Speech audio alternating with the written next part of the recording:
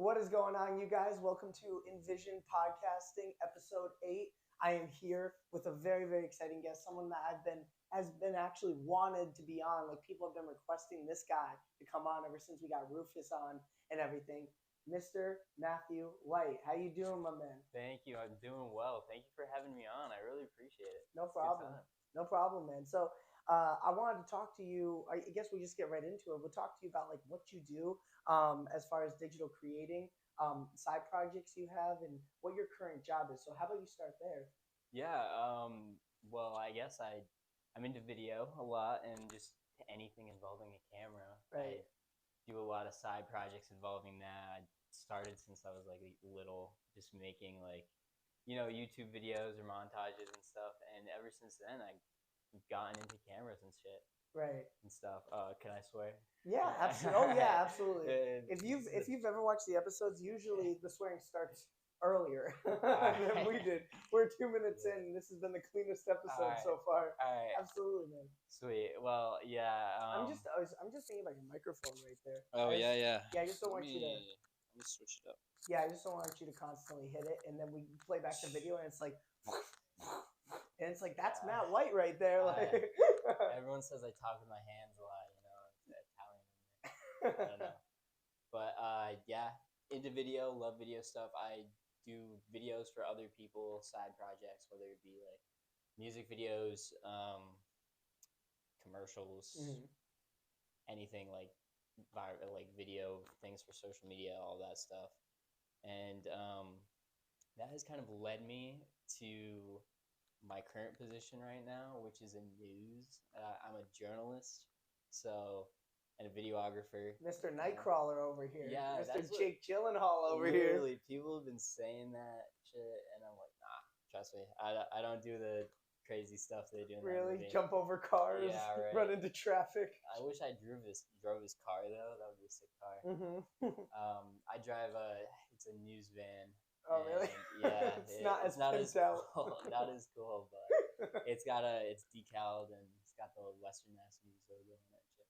So well, it's official. It's interesting. Well, so why did you said you started actually as a part-time employee there? Now, yeah, right. Did you plan on just keeping that job part-time and like bouncing somewhere else, or were you just trying to get your start there? Well, yeah, it's my first job out of college. So I graduated from college with a journalism degree, and it was the first job I kind of applied for. I applied for a few others, but it was one of the first ones I applied for, and they were like, yeah, come in for an interview. Got the job right away, part-time. Right. It was super nice. Did you get to drive the van immediately? Or did you... Yeah, well, after training, once training was through, it was 2 weeks of training. And then they were like, yeah, go off, do your thing. I remember the first time I drove the van, I was by myself, just with the camera, and I went to go cover some random event. I remember when I started part-time, I would cover events and just small local events that were going on in the town or in Western Mass, in the scope of Western Mass. And I would go there and interview just random ass people, whatever was going on. Right. And well, we were talking about that too. It's like you see some news anchors and journalists when they're interviewing people, they are so checked out. So they'll be like, yeah, what did you think of that? And they'll put the microphone to the person, and they'll just be like, just zoned out completely. Now you constantly having to do that and going to these small events, did that start getting redundant, repetitive?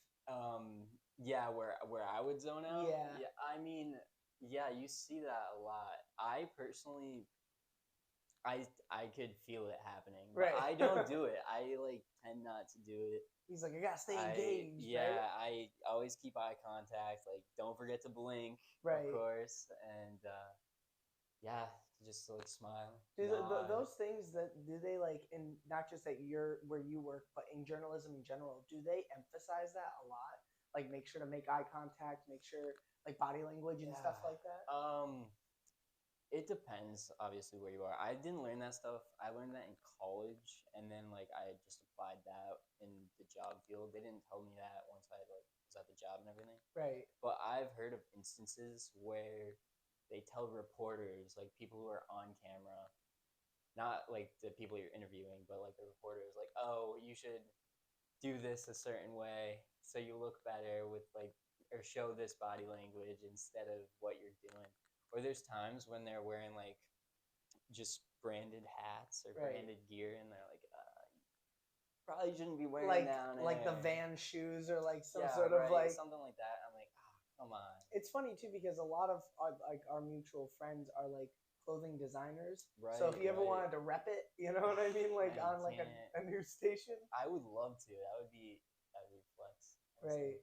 But unfortunately they have like rules and guidelines about that stuff where they kind of keep you. I'm sure though if you work there long enough you'll sneak it in. You know what I mean? You totally can. Like, dude, totally. They'll let you. I've seen national anchors, not anchors, but national reporters wear Patagonia shit, whatever. So when did sneaks in there? When did you get your big break? Like when was it like stopping with the local events and all that small stuff? Yeah, it was probably 3 months in. It was quick. Okay. Not as some of the record quick people who switched from part-time to full-time at the station, but I was pretty quick from that transition. And I say that was my big break. Like once one of my coworkers left and like a full-time position opened up, so I took over his old position. Really? Did you get a new van? Yeah, and a new camera. Oh, really? They pimped you out. They they gave you the whole like flex lifestyle. It was hand me down, but it was still like brand new. Basically, the person like kept good care of this stuff. So right. Me and Rufus were talking about this on an earlier episode. I know me and you just mentioned it as well. The event you covered that was like national. Talk about that. So that was I think that was probably the big break for you out of the local scene. Yeah, no, you're so right. And that was while I was still in. It happened while I was still in training. Too, oh, really? Which was crazy. And it was actually some breaking news. It was a breaking news event. I was with my trainer, who was in his 40s, and 22 at the time. I'm 23 now. Right. Whatever. And this hydroelectric plant in Wilbraham just collapses. Really? And, like, implodes, basically. Fire, litter all over the river because it's a dam, a hydroelectric plant thing. And my trainer was like, "Oh, we got to get down there now." So we rushed down there. How far were you away from the scene at the time? We were in Springfield, so it's about like a 30-minute drive. Yeah, but you guys probably made it 10. Yeah, right. Yeah, he was driving at the time, and I was realizing, like, this guy just fast. Right. We got to make that. We got to break the news. We got to make it. We got to make it. I'm glad we made it in the time we did, though, because we got there while, like, the scene was kind of starting. Like, the officers were showing up, the electrical workers were showing up. Our rival is another news station in the Springfield, the same town, and they weren't even there yet. So we're like, oh, we got here at the perfect time before everyone. Hey. We actually like walked through the scene, and we like asked just a random firefighter, and he said, "Yeah, you can go back there." Really? You know, you can go back there. It's all right. So we did ask permission.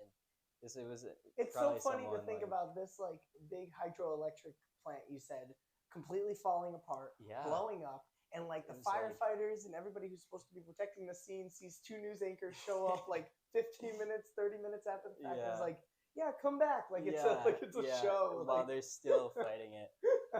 And we ended up going down by the river and got perfect view of the whole thing. Really? Perfect view. And I shot it. And then we walked back up, and the firefighters saw us, and they're like, "Yo, you got to get out of here. You got to get out of here." That's his chief. He was like, "I don't know what Danny told you, but..." That's exactly what happened. And then, I went back to the station, edited it up, and aired it.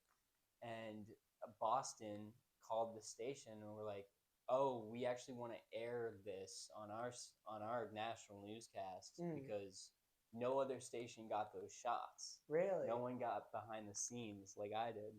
So they're like, "Yeah, please send those. We're gonna use it." So I guess that's awesome. National. Do you get any like additional? If you don't mind me asking, do you get any additional like commission payoff? I wish that would be so badass. That would be cool, man. Break it in. Yeah. He's like, how many more hydroelectrical plants could fall apart? Right. Aim for that bar every time. That's hilarious. Well, is there a part of journalism where you do get that eventually?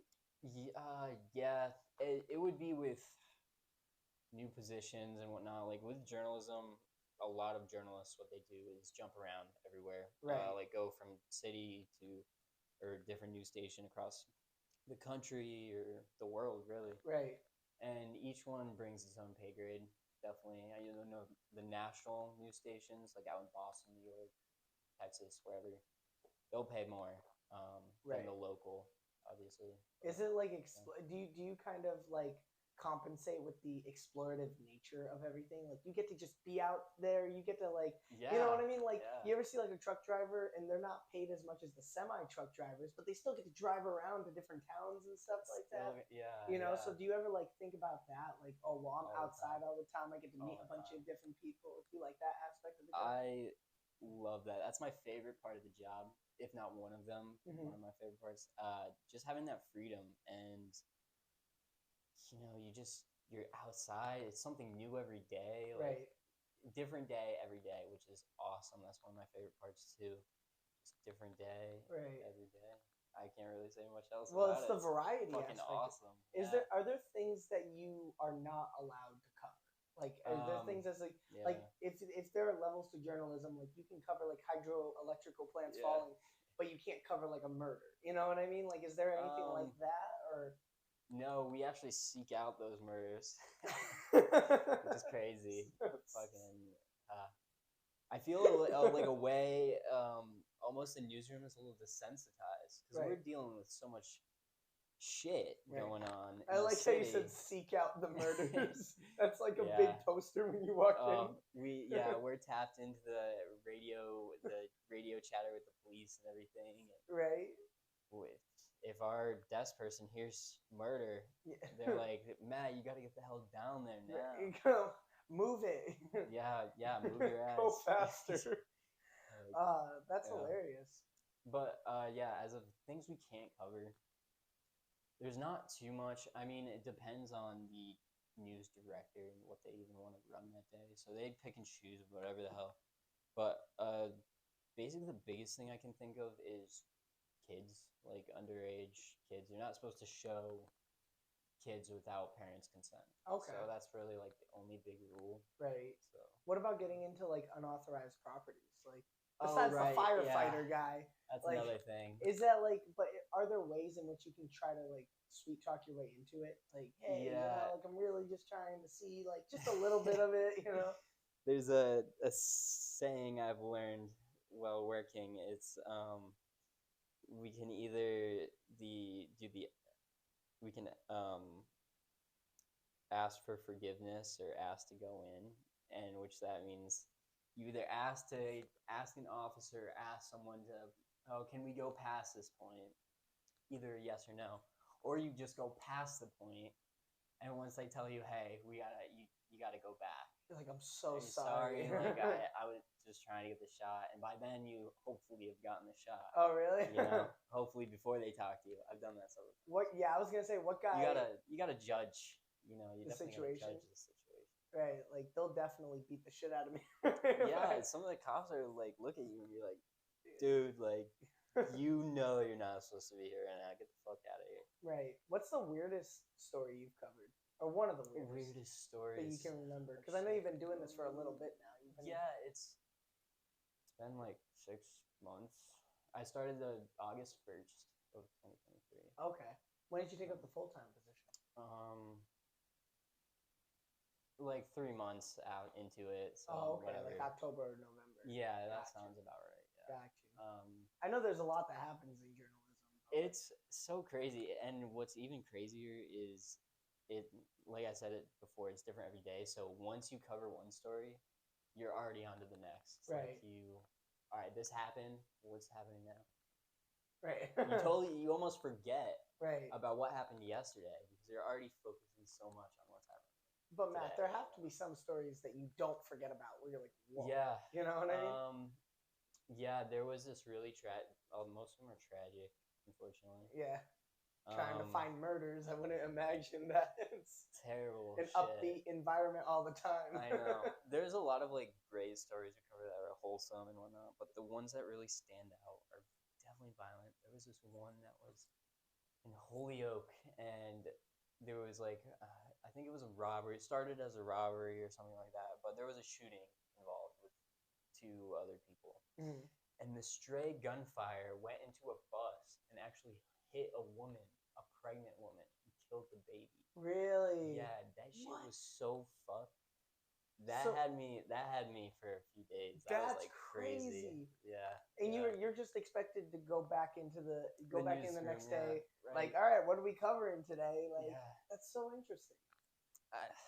Yeah, that's why I almost think like everyone's kind of desensitized in a way, but it's our job to tell the story. So like if you can't, like I was talking about that with some of my coworkers, like if you like some people leave, like I gotta leave. This story's so sad. Like I just gotta leave. Have you ever done that? I've never done that, but it's like it's your job to tell the story. So Right. like if you can't tell it, Right. industry's not for you. Right. Well, no, absolutely, I agree with you. And seeing something like that, like a pregnant woman where the pregnant woman didn't die. The woman. No, but yeah, the baby guy. passed, Now, yeah. were you there on the scene when, like, right after it happened?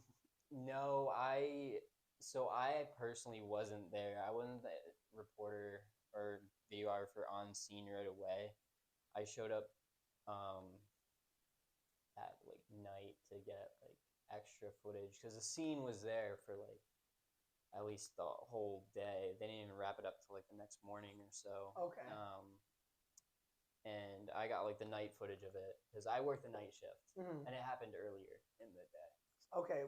The night shift, as in like what? It's 3 to 11:30. So. Oh, okay. It's not terrible. It's not like overnight shift, but yeah. I mean, that must be like, because not only is your sleep schedule fucked, but your sleep schedule is fucked, and you're seeing 10 hours of just horrific shit, or 8 hours of just horrific shit. Yeah. That's interesting. Yeah. It's not all horrific shit, I will say. What are some of the wholesome stories you covered? Yeah, a lot of great events. Like I went to this I don't know why MLK. that's echoing. I apologize. Oh, no worries. Continue. Sorry. This is an MLK event. That was cool. Shit, man. This is hard because if you ask me to bring up like past stories, there has been so many that they just get so jumbled in my mind. Mm-hmm. Were you working? Yeah. Did you work yesterday? I did, and yesterday was a slow day. No murders. No murders. No fires either. Right. Wow. See, this is what I'm saying. Like, after the day is done, you just wipe it all from your memory. Right.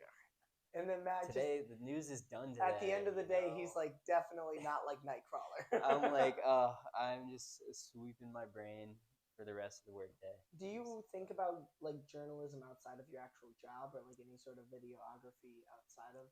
I do. I think it plays a big part in my life as a whole, just because I want to know the truth.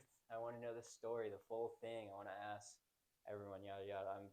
My communication skills with talking to people, trying to get information, has definitely improved since getting into journalism. Oh, I would imagine. Yeah, since like I was younger, or in college even, because I remember in college, I was doing like the same stuff I'm doing now, but I was just starting out, and I was such a shitty interviewer. Really? I would like stumble my words and like. Well, it's just embarrassing.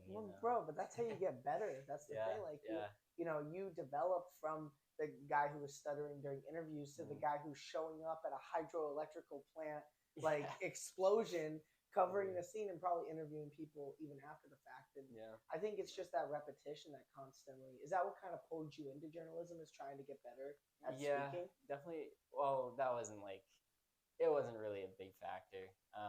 But yeah, definitely improving my speaking was, I guess, one thing that was a plus side of it. But I definitely just wanted to focus on cameras and video, and that's how I started into the whole thing. Right. And I remember at the end of high school, my senior year, I was like, well, shit, I gotta kind of start thinking of like a career choice or something like that. And I'm like, or something like that. I like cameras. What can I do with a camera? Shit, journal. Let's do it. And I kind of ran with it, and I fucking loved it ever since. Right. Yeah. That's awesome because a lot of people who get into journalism, I feel like I went to college 1 year, so you're talking to a bare minimalist here. All right, I never went back, but a lot of people that I talked to who were going into journalism felt like that was really all they could do, and that's why they got into it. And then I feel like that's what you were saying earlier. Is that's why so many people leave. Yeah. Just because they get into it and they don't know the full extent of the job, and they see all this shit, and they're like, I can't do this. You know. Yeah. So true. Yeah, especially with like one of the stations I'm in, it's like a lower market. It's like local news, you know. So that's at a lower market compared to the nationals, and people are in and out all the time, whether it be them just leaving, like you said, or they'll move up to a different station, whether it be up or maybe down. Who knows? So what do you mean by different station? Like different places? Whole different, yeah.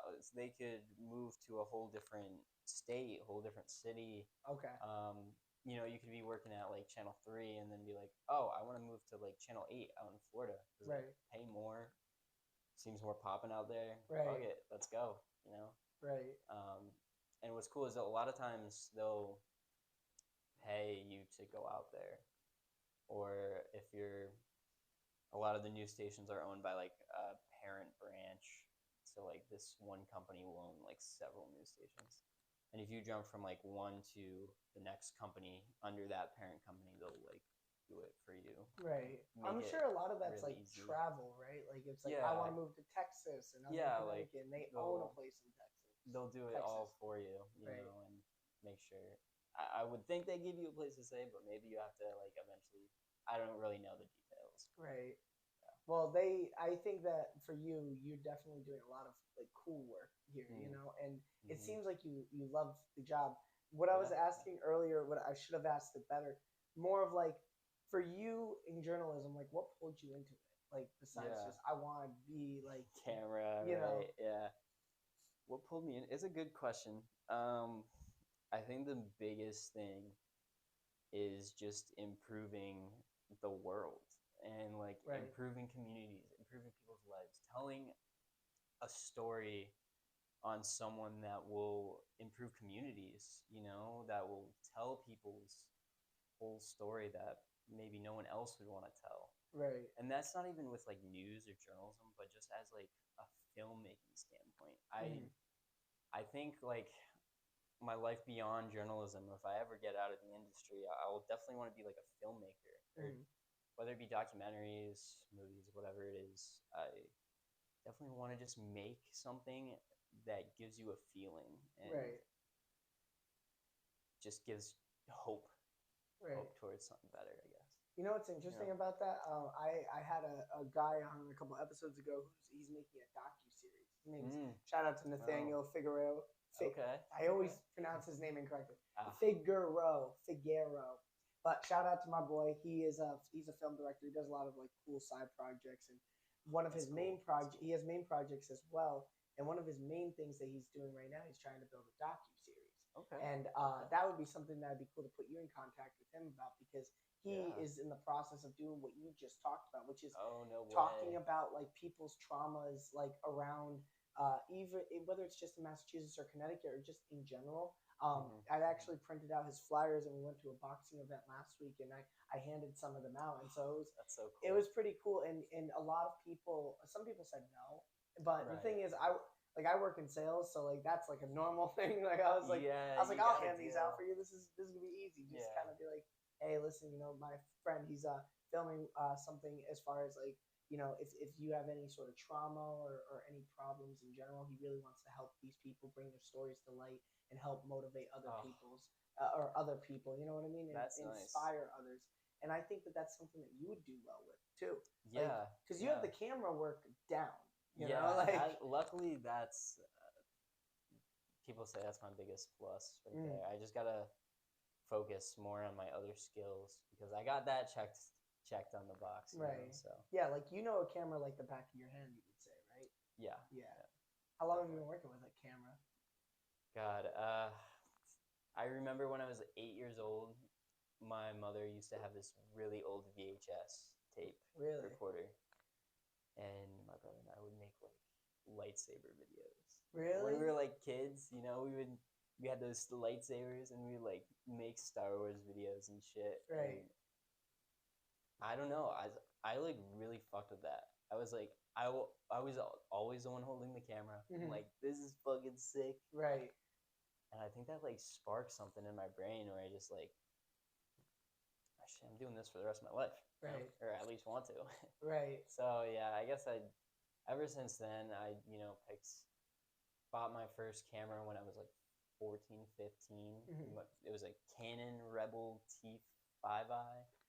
I don't know what any of that means. That sounds powerful. It was one of the better ones. It was like touchscreen, had like a flip thing. It was a DSLR, like full-on camera. Okay. And I bought it with my paper route money. Really? At the time, I had a paper route, and yeah, I bought it, and I was like, oh, that's sick. So you already knew in your mind, like, this is, like you said, something I want to do for the rest of my life, something that I want to, play around with and get better at. And now, like you said, you have the ideas kind of flooding. And I was talking to Rufus about that. Shout out to Rufus T. McGillicuddy. Me and him were talking about just the brain scatter. Like, we have this idea, then we want to do this, then we want to have this event, then we want to, try this. It's like, for you, what kind of ideas do you have to kind of put on a camera? I have a lot of ideas, and there's this really good one I've been thinking about lately. It's just time's my biggest enemy, man. That's the worst thing I can go against. But it's basically, it would be a film or a series, and it would be, I'm still trying to like formulate the central idea, but it would include a bunch of different topics. Right. The central layout of it would be is like open space being taken. Okay. I like crazy. That. So like Enfield, for example, they're like building all these crazy shit, right? Right. One example that would be cool to include would be over by the prisons. They're building like a huge warehouse over there, just taking all this like land out. That's like habitats and shit. Right. Where kids have like, I grew up like playing in these fields and shit. Right. So it's like ruined and whatever. Yeah. Including like shit like that. Right. Basically like life as like growing up in this day and age, because it's different from anyone else who's grown up in the past. Right. Just with technology sense, I mean, politics sense. Right. And this whole like industrialization thing, like them taking all this space away. Right. Building shit up. Just so different. Even the weather too. Right. You see the snow lately, man? Right. What the fuck? Yeah, I barely have. That's barely. Right. Well, I like the open space idea. That's interesting because you see a lot of these, like you said, places that we all grew up in. Even just like across the world in general, like all this open land is being taken up. And the habitat thing is interesting too, because it's like animals do live in these environments, and now you're just kind of saying, hey, we're gonna kill you if you don't leave, and we're just gonna build this warehouse, like another one too. Like there aren't enough warehouses for people to work at. It's like I agree with you. I think that documenting that and kind of fragmenting it into some sort of theme of like, this is what's actually happening with industrialization. This is where like everything else, mankind has this idea where they want to take it to another level, take it to another level, and take it to another level. We're always pushing. Right. And we'll push ideas, but we won't push ourselves. You know what I mean? Like that's a good point. We won't try to get better like for ourselves, but we'll push all these ideas and do all these projects and do all these hustles and stuff like that. And it's like, when have we taken a moment? How often do people take time for themselves and be like, all right, how do I get better today than I was yesterday? Yeah, it all comes down to greed. Right. It's the greed, man. People are greedy. Right. And, money. And they're like, a nice property would look great there. You know what I mean? Yeah, right. Like, let's kill those 9 squirrels and like just. fucking irks me is, if you know the 7-Eleven in Enfield. Yes. Only 7-Eleven there. They built a gas station I think it's a Noble. Yeah. Right next to it, car wash. The everything. Soapy Noble. They tore down this whole area of land, and what I'm confused about is just across the street on Hazard Ave is an abandoned gas station. So why didn't they take that? Which there should be a fucking gas station on Hazard Ave, right? Instead of taking down like deer fucking habitats, right? You know, that's what I don't understand. Right, and it was cheaper for them, obviously. It was either cheaper or some people just don't care about where the placement is. Like, I mean, maybe it probably actually was cheaper because they would have had to knock it down that entire mobile gas station as well. Yeah, the abandoned one you're talking. I'm sure, like, the mobile still owns that property, even though it's like they don't, because it was robbed, and that's why they closed it down. Oh, really? Yeah, and I'm sure they still own the property, but just don't want to put money into it. Why does I don't know for sure. Why does robbing a property? You know what I mean? Why would you shut down the property that's? There's another mobile like 2 roads down that someone else could easily rob. Seriously. That's interesting. It happened years ago though. Like, you know the one I'm talking about? Yeah. The one near Big Y. That was probably when we were like in early high school. Yeah. Probably early high school, or I don't know if you went to JFK.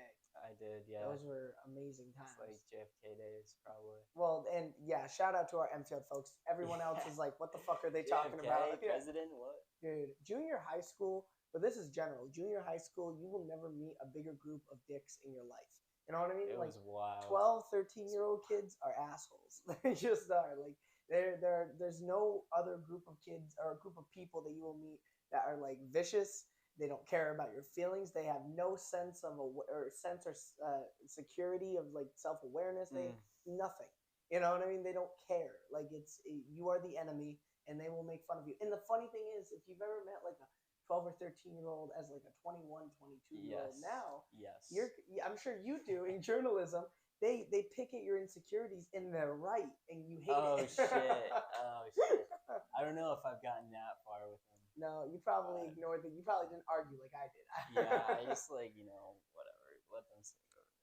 Right. Have you ever run into like a younger person who was like a dick to you like while you were doing like journalism? That's very strange to think about. It's funny because all the kids actually like idol me. They're like, whoa, the news! Like they can't even fathom that the news is there right now. They're like, can I be on the news? So every fucking kid I see asks if they can do it. Oh yeah, but you have the consent. Yeah. Well, yeah, I don't even think of that. I'm just like, sorry, I'm doing a different story or something. Like, obviously, I'm not gonna film this kid. Right. But have you ever like just make a son smart? Well, just flashed just for quick, you know what I mean? Just for ha-has, you know. There was this one time, and there was a stabbing in Holyoke too. Right. You know? Right. Holyoke, man. Go figure. Crazy. So stabbing there at some convenience store, and they send me down there. I pull up just by myself, and there's already like a big ass crowd of like hoodlums, a bunch of kids. They're all like, they're probably like high school, middle schoolers, a bunch of freaking hood rat crazy kids. Right. And they see me pull up. And they instantly swarm me, and they're like, yo, it's the news, like, get us on the camera, take a picture. And I'm like, oh, shit. I'm like, what's up, guys? Like, all right, sure, fuck it. And the cops are just watching me do this shit, and they're laughing. And I'm like, I'm filming them, because I was like, fuck it. I hit record. I actually wanted to see it in post and see this shit. But, yeah, they were like, gang, like, all this stuff. Like, shout out this guy. Going fucking crazy. But, yeah, I guess that happened, and that was funny. And, they were chill, though. They were all real. And they told me what actually happened. Really? So, yeah. They're like, let's get our clout, and then we'll get serious. Yeah, that's exactly what happened. They were going crazy, and then, like, they were telling me what was happening and shit, So, outside of journalism for you, what other projects besides like the docu-series, like what do you do in your free time with like a camera? I haven't done a lot, man. Like usually I've been so obsessed with news lately. I've just been enjoying my time off. Right. Obviously. Right. I will enjoy making edits. I call them edit montages or whatever. Mm. And it's just like could be whatever. I'll just go out with friends, take a bunch of pictures or just videos of doing whatever the fuck, you know. Right. Whether like go out to the bar or some shit, just do some fun shit. Right. And I'll make like a cool little edit just with some music, just for like personal use, like documentation. You know, I love that these videos. I'll just like film around the house. You know, film everything basically. Just film as much as I can. Right. Kind of in like the gathering state of my life right now. Right. Where I'm growing up, and basically I'm using this time to gather as much footage as I can of people, things, because it's not going to be around forever, you know. This is where it's all changing. And well, it's that documentation aspect, right? Yeah. Like this in a sense is like documenting. Like you can look back on this and be like, wow, like well, you know, what was I thinking when I was 23 kind of deal. It's like so cool. Like the mindset I have now compared to then, or the cool ideas I had then that I have now that I've manifested, you know. So like you know, like I think to your point, documenting things and being able to like look back on them, it keeps you present. You know what I mean? It keeps you more aware too. So I like that about you. Yeah. I'm gonna basically years down the line, once I've recorded all this shit, I'll basically lay it all out and, you know, be able to see what my life was like back then. But then I could edit like a cool montage with it or something years down the road. Right. And or make like some crazy documentary or something with all the footage I've accumulated over the years. Right. I have like hard drives that are just like 2 terabytes, but they're full of just footage I've gathered ever since like 2015. Is this of like your family, friends, stuff like that? Yeah, family, friends, literally pretty much everything. If I've taken out my camera and hit record, it's on my hard drive. The pool party video? Pool party video is on the hard drive, yes. Yeah, I save all the stuff I do with that. We did like all these stupid funny skits when we were younger, and I have all of it. What was one of the funnier skits that you did? If you shining a light on that. I was a junior in high school, and we filmed this stupid thing. It was the professional yeller. It's a professional yeller. It's such a random shit, but it was so fun actually doing it because like all my friends would get together at my friend Tom's house after school, and we would just like film this, just like go along with it and improv the whole thing and just film this funny skit show. Was the professional yeller after certain people, or was it like it was just some random shit Rufus made up at school, and he was like, we should do this, and all of us were like, he assigned roles for us and all this, and we all improv'd it and did it, and it was a really fun time.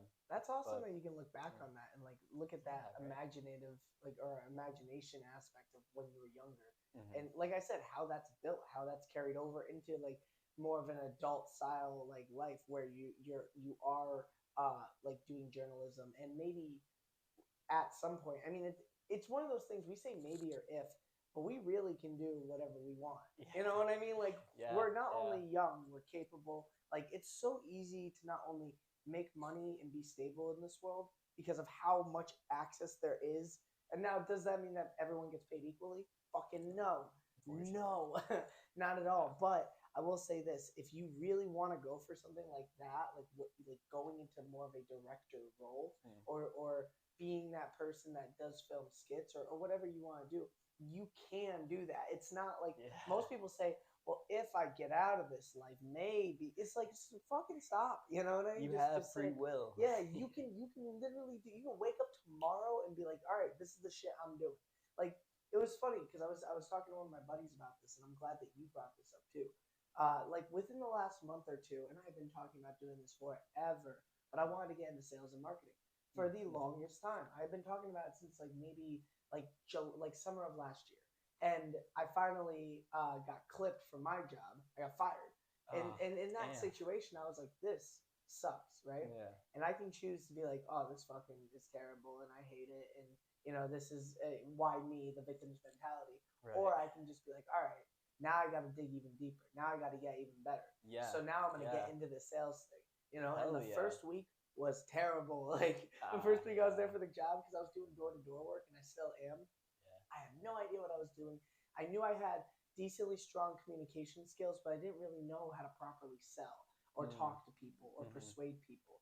But you just learn as you go door to door and you face that rejection. You have a rejection at this door. You're like, all right, now I got to make a better pitch, or now I have to overcome another objection. Yeah. And it's like when you really wake up and you get serious about what you want to do, like how much not only how much you want to make, but how much you want to impact, and how you want to kind of go about life. It's something special, man. It's like you take real, true intent and you go forward. You just wake up every day and you just work at it, and then you go to bed happy. You know what I mean? Like a lot of people now, they go to bed drunk or high. I do sometimes, you know what I mean? But like at the end of the day, as I get more serious with what I'm doing now, I take those kinds of distractions out, and I'm trying to focus on just doing my best every day. And I think that that's something that you can attest to for yourself. Like you're how do I get better at this kind of deal? Yeah, that is great. Like, fuck, dude, you said it perfectly. I appreciate it. Take every day as like a learning experience. Every situation, everything, just learn from it to do better. Get on the grind, and like.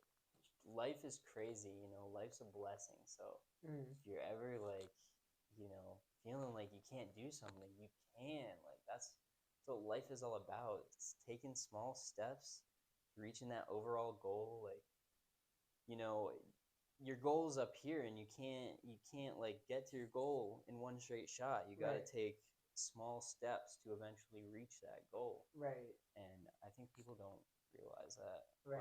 But I'm so glad you're on the same page. Absolutely, man. Well, it's interesting because it's like Kobe Bryant had this I was watching a video and he had basically said, he's like, so many young people now think that they're going to make this huge quantum leap, and then when it doesn't happen, they get disappointed and they end up quitting and then going back to their 9 to 5, going back to the job they hate, or going back to the life that they don't want. And it's like, it's not a quantum leap. It's a consistent moving process. And even when you hit those priorities, those goals that you said that you were going to hit, that's great. But it's like you never peak. It's like there's no peak to the mountain. It's just constantly climbing, and you get to see some nice views along the way and stuff like that. But it's all about constantly getting better. One last question I will ask you. Yes.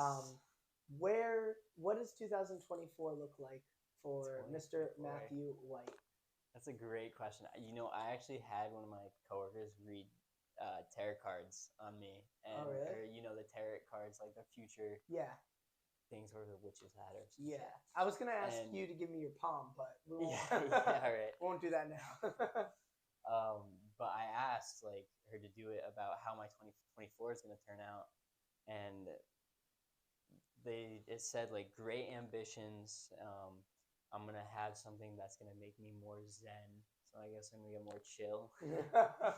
And something's gonna come into my life that's gonna like change me as a person, apparently. So that's what it said. But as of right now, I'm looking forward to it. Right. But as a whole, like I'm looking forward to like getting shit done. I am looking forward to moving up in my job, like getting a new position, getting a new time frame schedule, getting my weekends off, hopefully. Looking to make some films, get some events rolling out.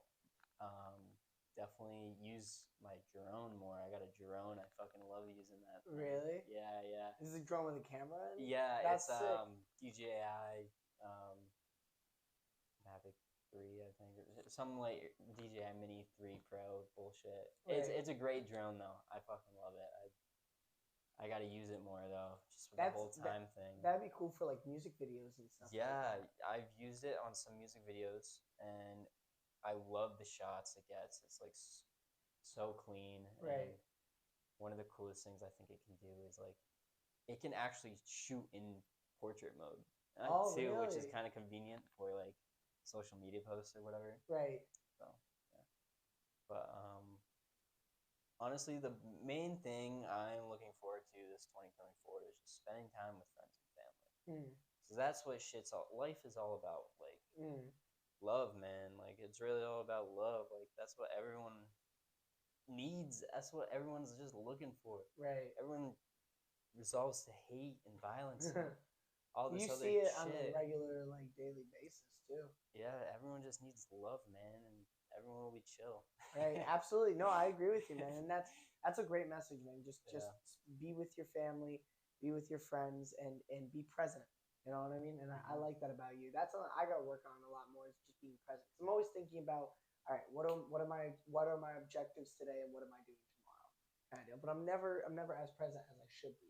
You know what I mean? Present moment is where shit happens. This is like, we write the future in the past right here in this present moment. Like right now. Right. This podcast is going to be in the future. Right. So we can look at it in the past. Right. But like just appreciate the moment, because things change all the time. People aren't here forever. Shit can happen tomorrow where like your life totally fucking changes, you know? So definitely appreciate that current moment, because shit can be gone in an instant. Hell yeah. Well, I appreciate you for being on. You've been an awesome guest, man. Thank you for having me. I love that last message, just being present. And you're talking to the best journalist, right? In the Northeast, right? In the East Coast, in the United States. All right, I'll stop. I'm going too far. More like I'm talking to the best journalist. Stop it, please. That hurts. Don't say that, please, because it makes you got to advocate yourself, man. You're fucking good at what you do. You really are. In fact, you made national headlines during training. Well, I wouldn't even be able to make it through training. Nonetheless, national headlines. So that was pretty crazy. I appreciate you for being on and everything. And we'll definitely have a podcast with you and Rufus. I think that's some shits can be said, and like we could talk about more of those fun ass skits, like the professional yeller. Yeah, you should. You gotta mention it to him. I'm gonna text him about it right after. I'll be like, "Why didn't you tell me about this?" He'll be like, "Oh man, he brought that up." Well, I appreciate you for having me on, for being on. Thank you for having me on. No problem. I really appreciate it. It's been a great time. Yes. I fuck with your vision. I love it. I appreciate it. And I was going to say, so for him, your Instagram, I know you have a website as well. I do. Yeah. It's a portfolio for like jobs. You can still check it out. Yeah, absolutely. I'm going to link that website down below along with his Instagram. He does a lot of cool work. And yeah, again, I appreciate you for being on, my man.